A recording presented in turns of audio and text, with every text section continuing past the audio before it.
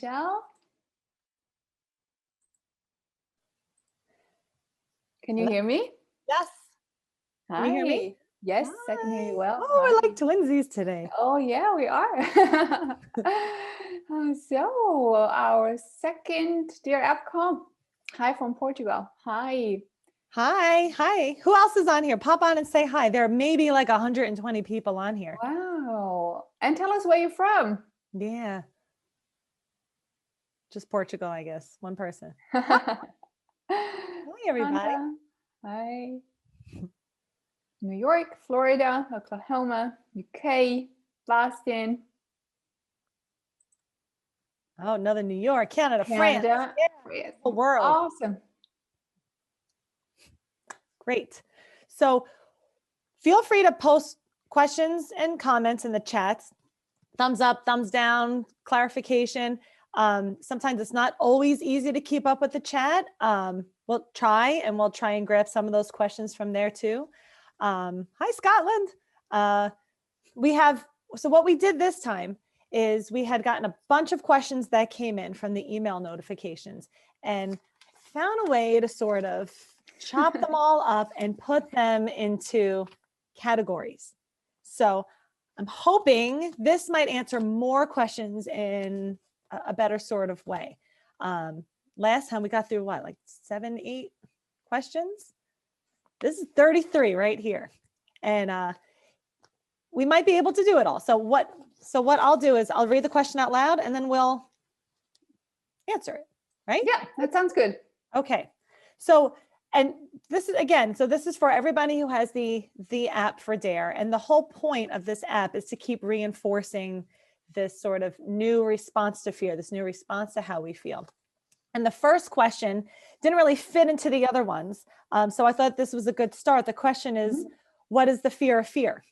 It's kind of like a good way to kick it off because it's kind of how we approach DARE. And then I think if we answer that, it'll kind of be a good way to set up how we answer all the rest of the questions. So how would you, like, what would you answer to that? Well, let's start with the opposite. What is not fear of fear? So not fear of fear would be fear that is that was something external. I'm afraid of a situation. I'm afraid of this job interview. I'm afraid or I'm worried if something is going to go the way I planned or the way I want to, or I'm afraid of a spider, or in the end, it's something external. So fear of fear is best described as fear of sensations.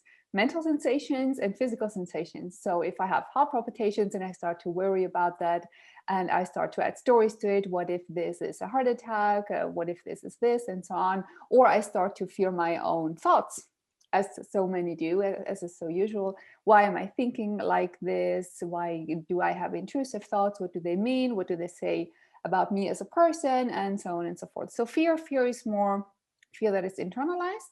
And the other fear is more situational fear, or fear of objects or people. Right. So, and I'll say on the calls, like, your body sends you fear to help you fight danger, actual danger. That's how your body's designed to work. But when your body sends you fear and there's nothing to fight, we kind of fight the next best thing. We fight things that remind us of danger, and then we fight fear.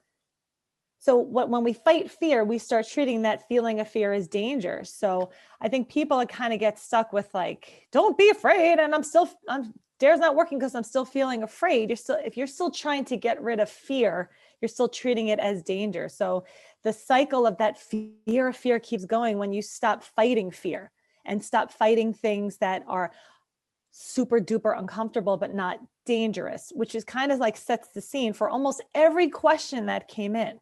And I wrote this is our chore list, but I erased all of our chores and I filled it with this instead. Okay.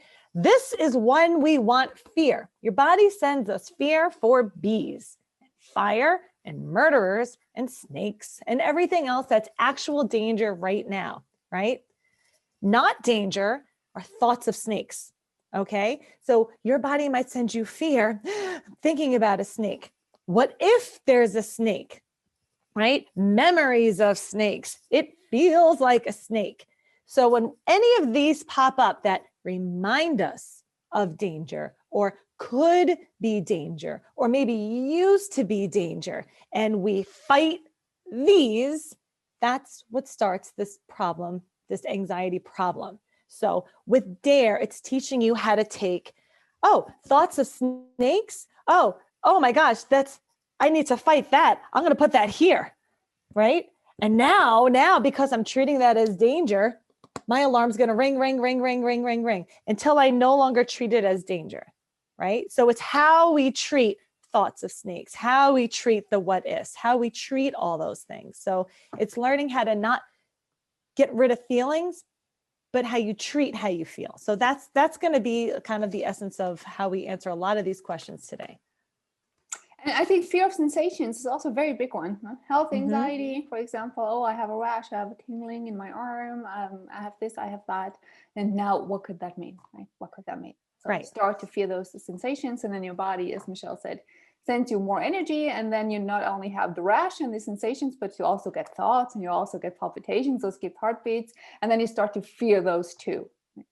Right. So with DARE, we're going to teach you how to let go of the fight of, not get rid of the feeling of. Okay. Which is why the first one, so we have 1, 2, 3, 4, 5, a bunch of questions that came in, and I kind of put them under this category of sensation / physical discomfort, right? I'm experiencing something right now in my body and I don't like it. Okay. So I'm going to just quickly read these questions just so, and if you hear it, if anybody's on there who wrote it in, say, that was me, that was my question, because I'm not going to say anybody's names in case nobody wanted their names up. Okay, here's one. I carry the physical symptoms of anxiety with me most of the time, even though I'm not particularly anxious at the time. I'm like a coiled spring waiting for anxiety to manifest. How can I get past this? Okay. Here's another one.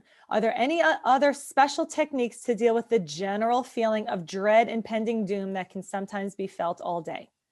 Hello, I'd like help on how to address a general sense of unease and the excess energy sensation under my skin. Any tips, etc., please? Here's another one. How do I overcome the horrible body sensations that come with anxiety? Blurred vision, dizziness, weakness, tension, headaches. I always convince myself that something is seriously wrong. Oh, we got a winner. Jay, that was me. Okay. You see, there's so many similar things that come in. We thought if we kind of categorize them together that we can answer everybody at once. I have come off meds, antidepressants, that gave me some relief from anxiety and insomnia because of side effects. Will DARE work for the withdrawal anxiety, panic, and depression, or has my mind been inextricably altered? I think I may be going through the letdown effect, fatigue, crying frequently over small things and feeling down. Is this a common thing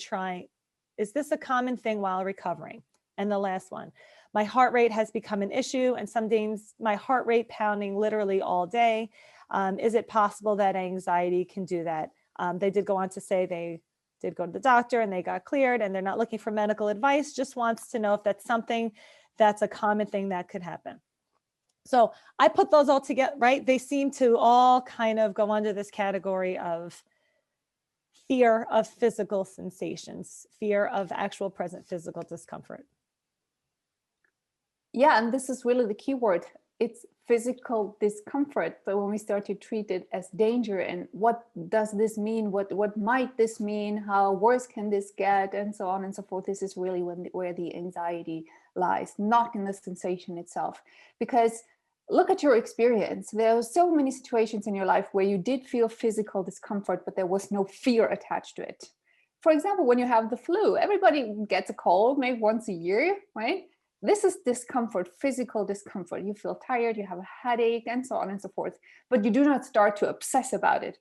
Like, why am I feeling like this? When is it ever going to go away? What does this mean right now? But with anxiety, because we don't know the cause of it, we can say, okay, this is the virus. I know it's going to pass. I trust that it's going to pass, the same as it has in the past 20 years. With anxiety, our anxious mind starts to look for the cause of this and for the threat of it. And this is this hypervigilance that comes with it, like this hyper awareness of thoughts and of bodily reactions. But this is really where the anxiety lies. So you all are familiar with check-ins, right? So you go through a phase of anxiety, and your brain keeps checking in every few minutes or seconds to see how you feel. And when your response then is always, oh God, I have terrible anxiety. I have terrible anxiety. Well, guess what? You're going to get more of that. This is why it's so important to normalize those physical sensations and the discomfort, and diffusing it by, for example, saying, oh no, this is just a heart palpitation, or this is just discomfort, this is just blurry vision, I know it's going to pass very soon, and to not catastrophize it. The catastrophic interpretation of these sensations is really where the trouble is. Exactly that. And I can't even say that word either. I think it's how we treat those sensations, right? Because if you're treating those sensations as danger, it needs to be gone. If you're using dare to directly try and feel comfortable, you're going to get really frustrated, because you're going to say, dare's not working for me. I'm daring all damn day long. Oh, here's those sensations again. I accept and allow these sensations. I accept and allow. Oh my gosh, does anybody ever still feel this? Why am I still feeling this? You're still trying to get rid of it. If you're fighting something, this part of you, your alarm, helps you fight whatever it is you're fighting, and helps you see it more. Okay. So if you're fighting heart palpitations, your alarm is going to show you heart palpitations the same way it's going to show you that snake. We think, oh, until the snake is gone. Your alarm just cares until she stops fighting the snake. So you do start to feel better. You feel better by accident. Okay, these things fade away when you stop keeping your eye locked on them, when you no longer treat them as danger. It's not how you feel, it's how you treat how you feel.